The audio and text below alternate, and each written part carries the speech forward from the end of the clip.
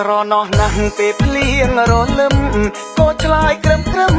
ស្រែកដាំក្រាបខ្យងស្រណោះណាស់ពេលភ្លៀងរលឹមក៏ឆ្លើយក្រឹមក្រឹមស្រែកដាំក្រាបខ្យងស្រណោះពីអ្នកដើរត្រសងនាំគ្នាផ្ដោផ្ដងនៅតាមដងអូទឹកខ្លាឆ្វេងឃើញមកចាគៀងគូម្ដងឮសូឡូលោកពោលហៅគ្នា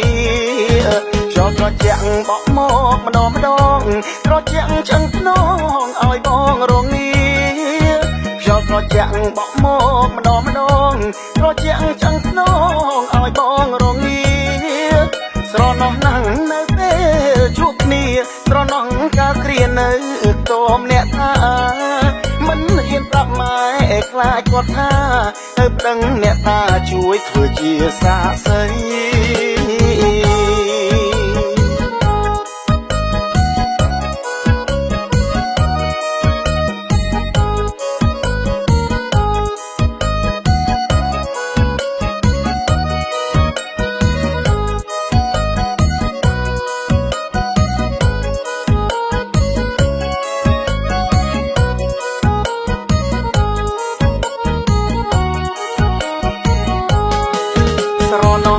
ពេលភ្លៀងរលឹមក៏ឆ្លើយក្រឹមក្រឹមស្រែកដាំក្រាបខ្យងស្រណោះណាស់ពេលភ្លៀងរលឹមក៏ឆ្លើយក្រឹមក្រឹមស្រែកដាំក្រាបខ្យងស្រណោះពីអ្នកដើរត្រសងនាំគ្នាផ្ដោផ្ដងនៅតាមដងអូទឹកខ្លាឆ្វេងឃើញមកចាគៀងគូម្ដងឮសូឡូលោកពោលហៅគ្នាចូលត្រជាក់បក់មកម្ដងត្រជាក់ចឹងភ្នងឲ្យបងរងា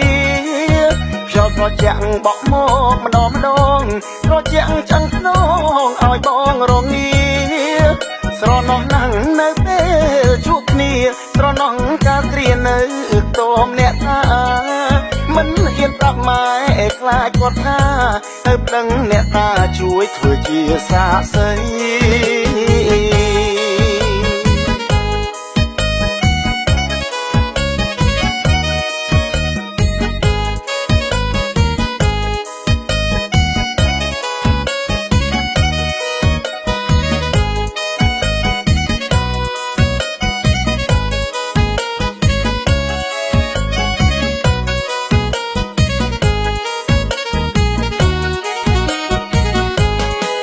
ស្រណោះណាស់ពេលភ្លៀងរលឹម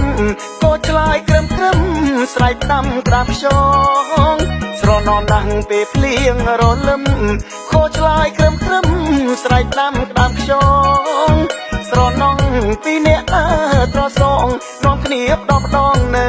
តាមដងអូទឹកខ្លាឆ្វេងឃើញមកចាគៀងគូម្ដងឮសូឡូលោកពោលហៅគ្នាចូលត្រជាក់បក់មកម្ដងត្រជាក់ចឹងភ្នងឲ្យបងរងាចូលត្រជាក់បក់មកម្ដងត្រជាក់ចឹងភ្នងឲ្យបងរងាស្រណោះណាស់នៅពេលជួបគ្នាស្រណោះកាលគ្រានៅតមអ្នកថា